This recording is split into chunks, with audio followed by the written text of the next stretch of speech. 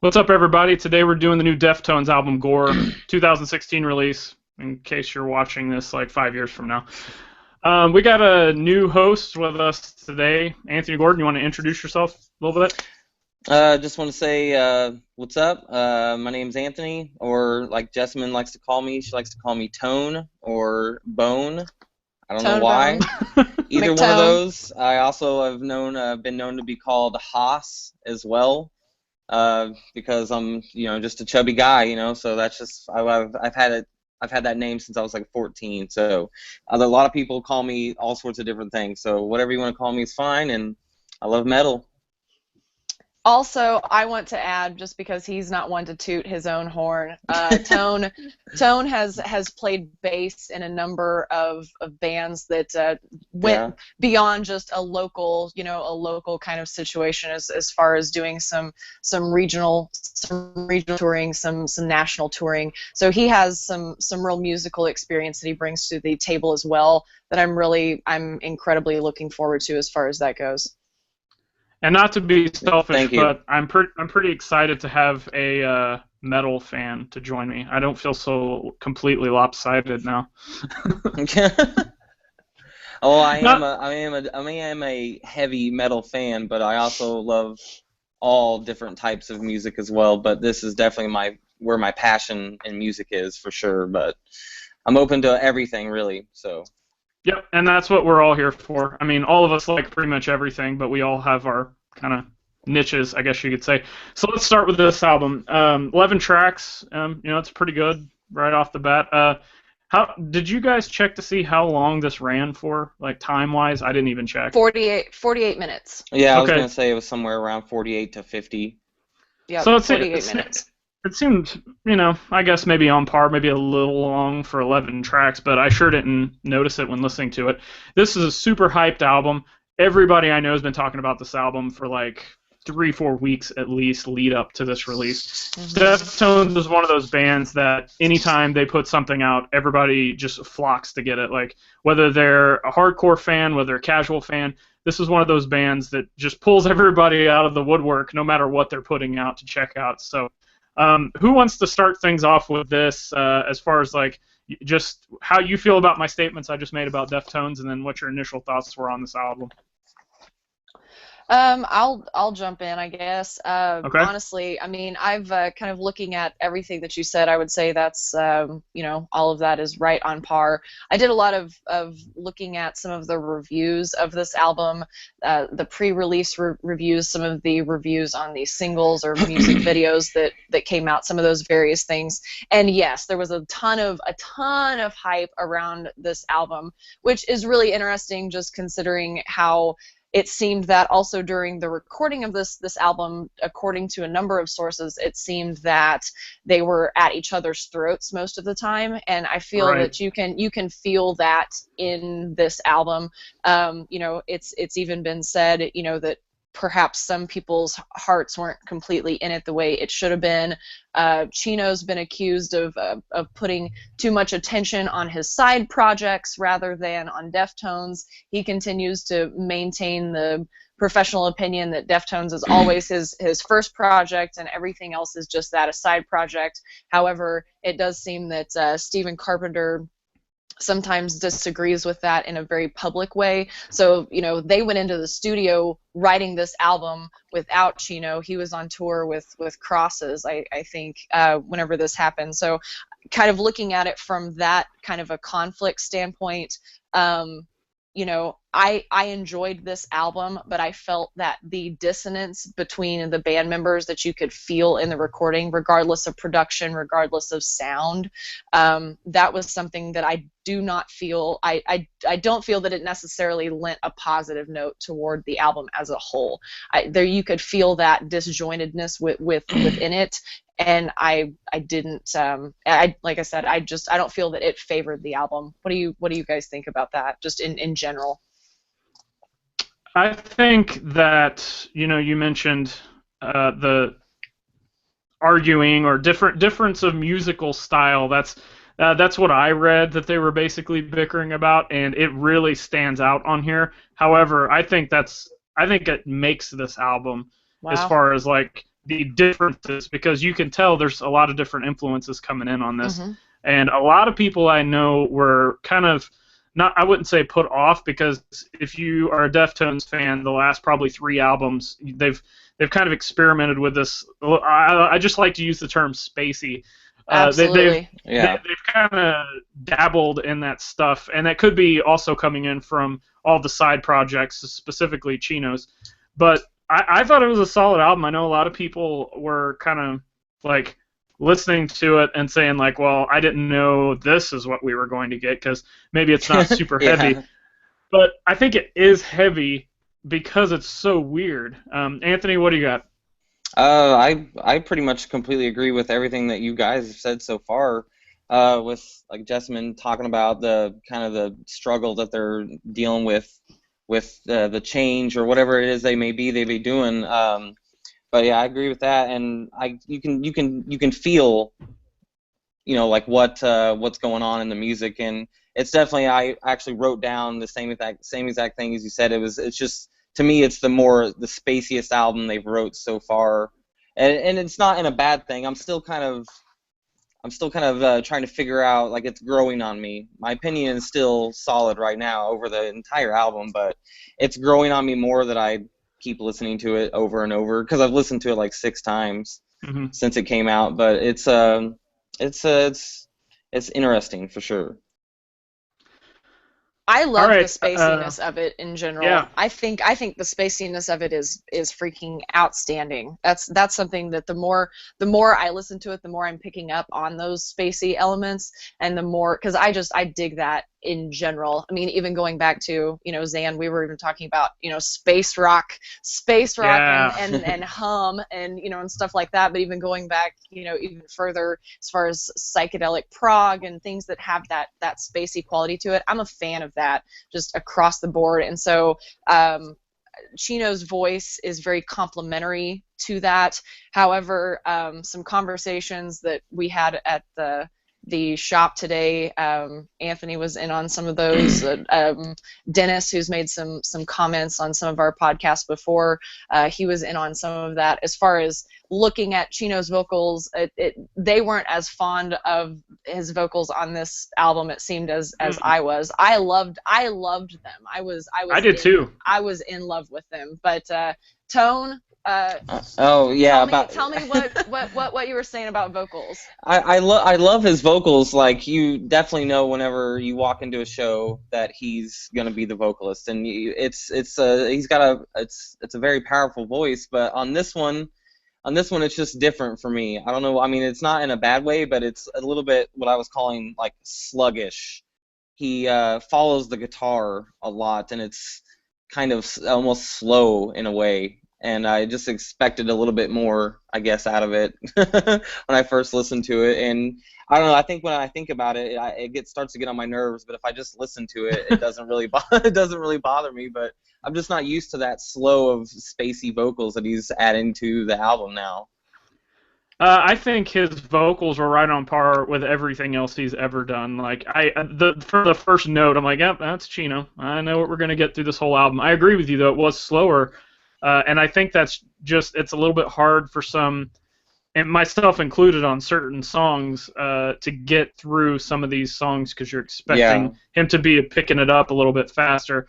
But I'll say this: if we don't have a lot of these elements, we're looking at a 1997 new metal-ish type of band that just doesn't evolve. True. Right. Yeah, I haven't. That's actually really nice to hear that opinion, because it makes sense. But yeah, it's still growing on me every time I listen to it. So, Jessamine, we'll let you kick things off. What's some of the songs you liked, or some of the parts of songs that really stood out to you? I picked. I kind of pulled three out. You guys may want to talk about some of these, but and I have a couple. I mean, honestly, this entire album, I really enjoyed it, and the more I listen to it, the more I enjoy it. The more I'm picking little pieces out of it that I'm really digging, which is something I've always really liked about Deftones as well, because they are as superficial or as deep as you want them to be, just depending on how far you're willing to look into what they're creating. But the first track on the album, as far as Prayers and Triangles, there's lots of imagery from a thematic standpoint. There's lots of imagery of rotting things. Obviously, the album is called Gore, and there are a number of songs with that word rotting actually in the lyrics themselves, which I thought was really interesting. This song is no different. But I play a game, and I've played a game very intensely for the last year called Ingress. And we just talked about yes, we did. This game involves making triangles. So and also about mind control is another element of this game. So I related in a very interesting note whenever I started looking at lyrics. Triangles placed in your mind, you will never be free. And I thought, man, because I've approached this game in a very obsessive, compulsive way, and I related to that song in such a geek fashion. It was like, this was way not what they were going for. But then I was making jokes at home about, Chino being an Ingress player, and it was stressful. But yeah, anyway, I absolutely loved as far as the use of drums in general for this entire album. I thought those beats were tight. The kit was tight. Tom fills in this first track were beautiful. They were delicious tom fills. I'm a huge fan of tom fills in general. These were, they were delicious. That was a track that really stood out to me. Gore was, in my opinion, the closest thing to a real Deftones-y kind of anthem track. Yeah, yes. I concur with that. That's really what I thought. Again, super tight drum parts, especially during verses. There was some really excellently timed stick work during the verses that I totally got down on. And also those deep, grabby bass lines. A lot of the reviews I read, they were talking about a very heavy Meshuggah influence on the bass guitar specifically in this album tone. I'd be interested in what you thought about that, but it's just as far as we're just really dirty and heavy in that song in particular. But then also I really enjoyed in Gore in particular that he sounds like he's singing through either an electronically modeled or actually a Shure 55 series, like one of those Super 55s, the old school mics that you guys know what I'm talking about. But one of those 55 models, and I really enjoy his voice with that, just with that tone over it in general. I thought that track was beautiful. And then my third was Phantom Bride, which obviously we're featuring Jerry Cantrell of Alice in Chains and etc. This is a beautiful song, and I'm excited to hear you guys talk about it from a musical standpoint, but I want to talk about it from a lyrical standpoint. This is a song about addiction. If anyone tells me it's about something else, I would debate with them for days and days on this song. This is a song about addiction. This is a song probably about alcoholism specifically. However, that poison that this person is trapped in could be anything. But again, that image of rotting is seriously called upon in this song, but it's rotting within addiction, another form of gore, another way of rotting, a living person rotting, which is a very real, that's a very real image, but something that I really would suggest if you're a lyrics fan is to check out Phantom Bride. Not only is it absolutely a gorgeous song, but these I wrote down so many of these lyrics, but looking at this, here's a quote. You spend your life trapped in this void where you'll stay always. You waste your life relaxed in your void where you will drain all of you. I mean, good grief. That's rip your guts out kind of lyrics. That's pretty deep. So it's incredibly deep, and the entire song is that. I mean, that's just a glimpse of the depth, the lyrical depth of the song. Not even looking at the legend playing the guitar solos or the beautiful instrumentation behind it. So those were my 3. What do you fellas got? Anthony, you want to go ahead? Yeah, sure. I think probably to start off with it's probably gonna be Phantom Bride is probably my favorite song off the album so far. To me, it was like a perfectly structured song in general, not necessarily just Deftones, because I felt whenever I was listening to that song that it was going to be over, and then I actually wrote it down. Let me see here. I wrote it down at 47 seconds, that part that's just like one of the heaviest sounding parts of the album comes into the song, and I didn't even expect it. That's why I really like that song.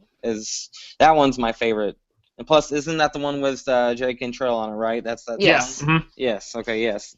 The solos that he has over the last couple of parts on the very end of the track it's beautiful. It's a very sexy sounding song in my opinion. Well, and it's cool too that it's not just like Alice in Chains guest spot. You know what I'm saying? Like a lot of times you'll have a guest play on one of these songs, and you're like, their sound is totally coming through. But I thought this was kind of just a standalone thing. Like if like you can hear his I guess his tone a little bit in it. He can't not sound like Jerry Cantrell. Yeah, but it doesn't sound like Alice in Chains. So that's one thing that I liked. Yeah, that's a good point, because that's exactly how I felt whenever I heard it myself. I think the next track, my favorite one, is definitely Gore, which is probably the best track on the album. Maybe what were we talking about just a second ago? I'm pretty sure that's the best one. Well, I guess the best one that sounds like classic Deftones, like something off White Pony, something like that. Yeah. But I really do like all the other ones, all the other spacey songs. I'm growing to like it more now that I've had more time to listen to it, for sure. And I think just the what was it? Hearts and Wires is a kind of a really I guess more chill melodic song. I really like the intro a lot to it. It's not as spacey. I guess it's more just kind of like just experimental kind of prog sounding at the beginning of it. That's probably one of my favorite parts about that song. And his vocals are always great, and I really enjoy him on that one too. So those are my top favorite 3 songs. Hearts and Wires, that's my favorite song on here. That's a good segue there. That one's really good. Yeah, for whatever reason, I'm listening to it, and it was reminding me of listening to Robin Trower for some reason. Like, it just has this kind of, like, I'll say, you said chill, so you could take that and have this light bluesy tone over it. That's just what I thought of when I was listening to it. But I find myself liking a lot of these not-so-classic Deftones songs, so it's interesting that all of us are coming from kind of different perspectives. Like, I did not want to hear any classic Deftones. I wanted to hear, how's this band progressing? I had a feeling this is kind of what we were going to get, and I was pleasantly surprised. That song's by far my favorite. I'll save this for the negatives, so I won't say a whole lot. 2 things I want to point out, though. And this you got to really listen very, very close to this. And I don't know if you guys will have picked this out, or most people don't. Let's see, Geometric Headdress and Petua Inflamant. Yeah. Those 2 songs, if you listen really close, those main riffs are total black metal riffs.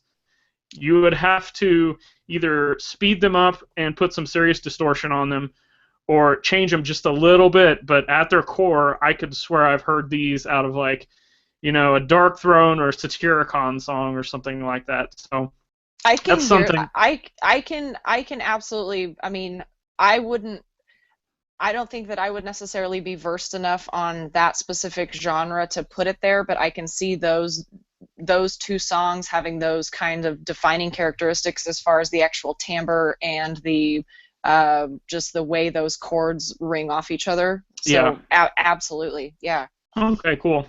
And then, talking about Geometric Headdress, I guess if I'm going to say another song I like, it's that one, because I like the changes in it. Had that progressive feel, but one thing I like about really good progressive rock is it can go all over the place, but it continues to come back to those places at random spots, which makes me want to listen to the song more because I know it's going to come back to those parts I really, really like, and I'm waiting for it to kick in so I can jam out to it again. So overall, like I think we've gushed enough about Phantom Bride. I feel the same way you guys do. Rub Icon, another classic sounding Deftones song in my opinion. And then a Yeah. lot of these other songs, just glancing at my notes, I just really liked the use of progressive elements and spacey elements because I don't know. We've talked about this before too. I don't know if it's because I'm getting older or because I'm getting weirder, but I like a lot of this weird spacey prog stuff. I get tired of certain elements of metal and what people think these bands are supposed to sound like. So that's all I got. So anything else before we jump into negatives? Oh, we're good to go. All right, Jessamine, what do you got? Negatives would be I will tell you I have mixed feelings about Acid Hologram because it's a song that I liked. I feel like it's in a relatively heavy minor it seemed to have a classic Deftones feel to it as far as that goes. However, when I was a kid, I went to a haunted house in Kansas City, and in this haunted house there was a room, and it spent a lot of money on it, and they had this light show, and everything there was a spiral in that room with light, and you were walking across a drawbridge, and the spiral of light made you feel like you were being pulled down to the ground. It was very odd because obviously that wasn't happening. You were standing on a bridge. It's just light. It's around you. Nothing is actually playing, but you just felt like it. Acid Hologram gave me that feeling, and I think that's a good thing as far as a song to for any song to conjure that kind of feeling within a person. But it did make me feel uncomfortable. It wasn't That's even the what lyrics. I didn't. Supposed to do, not Deftones. Well, and and it was really kind of unexpected as far as that goes and I was listening to it, and that's immediately where my mind went, was to that haunted house and just that feeling of just being sucked downward, and not in a positive way, in a way that like I can't stand back up against its pressure, like force of gravity down on top of me kind of stuff. So that song I had mixed feelings about. One of the songs that I don't believe it was one of the release tracks, but it's been receiving a lot of critical praise, and I'm not sure on the pronunciation or how to go about this, but El Merle. I thought that track was okay. I didn't think that track was great, and it's been receiving a lot of praise online, and I wasn't really sure where the hype was on it. But yeah, I thought in general this was it wasn't an album that had standout tracks like Be Quiet and Drive, My Own Summer, even looking at like Minerva, what am I missing? Change. All of those kind of quintessential Deftones tunes from the 90s. However, it was a beautiful album. My negatives weren't really even that negative. I'm going to listen to this album some more. I like it. All right, Anthony, you're up.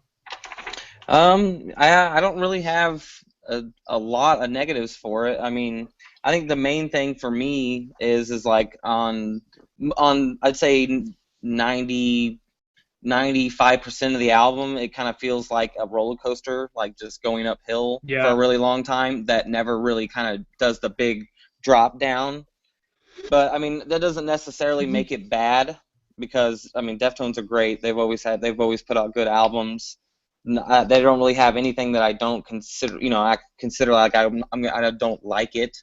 So I mean, I guess really what it is I mean, I like all the songs on this album that do sound like, classic Deftones songs off of My Own Summer or Adrenaline or White Pony, or any of those. I like those songs, but it's not why I like it. I like it for what they've created, pretty much, and it's growing on me every time I listen to it. So I don't really have any negatives really at all. It's a solid album. Yeah, I'm in agreement with you. My negative is one negative, and it kind of goes with what Jessamine says. No standout tracks. I mean, that I've got one. Maybe I agree with that.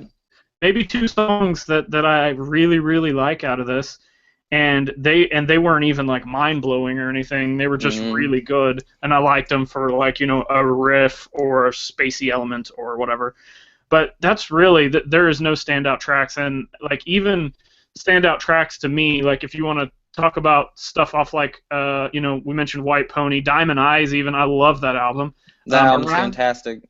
Around the Fur, all those albums, there are songs on there that I feel are key songs that are not hit songs or maybe not songs that people know about or really like. Agreed. There are 100% really not agreed. a lot of those on here. Like even that I could find out, well, oh, this is my jam, even though nobody's gonna know about it. It's just it's all the roller coaster that keeps going uphill. That's kind of this is more like a I don't know, some weird spinning ride that just doesn't stop. It's just kind of the same.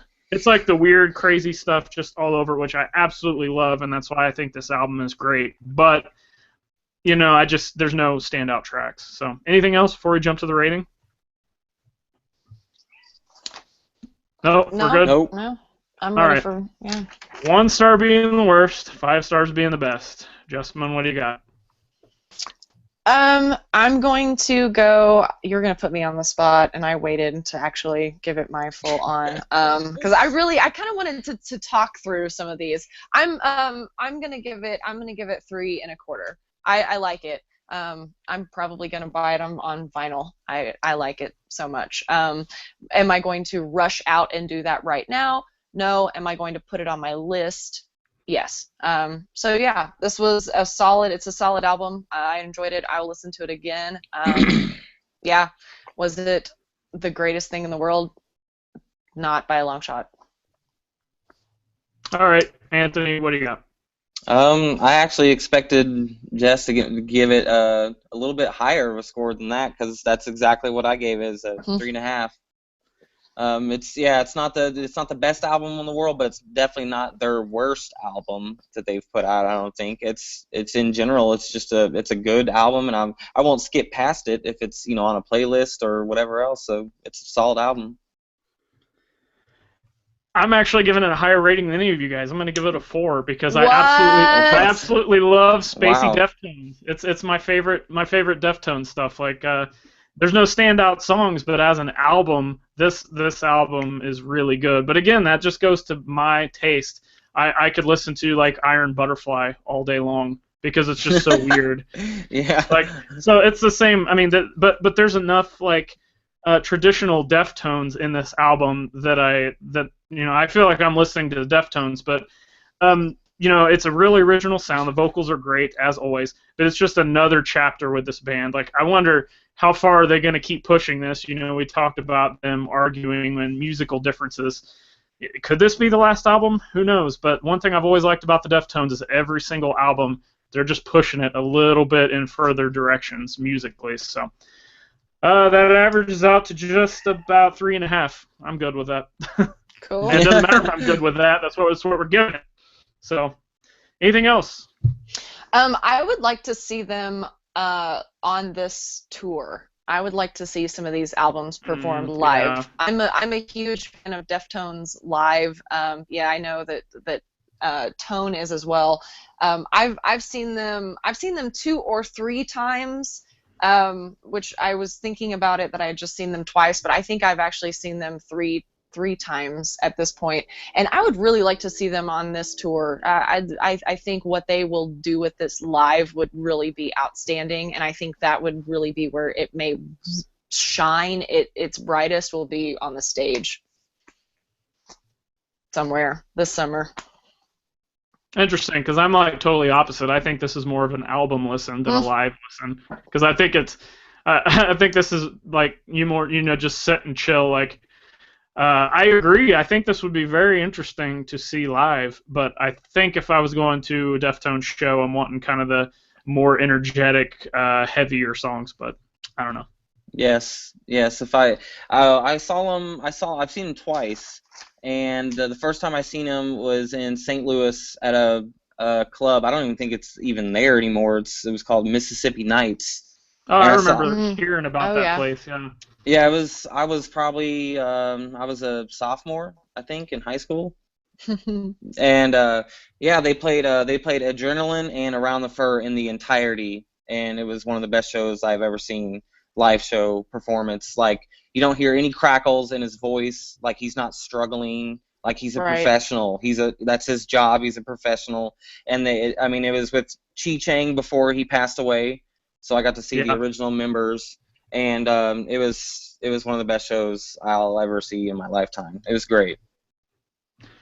All right, guys. We ended up getting this 3.5. This is Gore of Deftones 2016 release. I think we all think you need to go buy it, and I think you Yes. also need to subscribe to our YouTube channel and check us out on iTunes, Stitcher, and Podomatic. Check us out on social media: Instagram, Facebook, and Twitter. And until next time, see ya.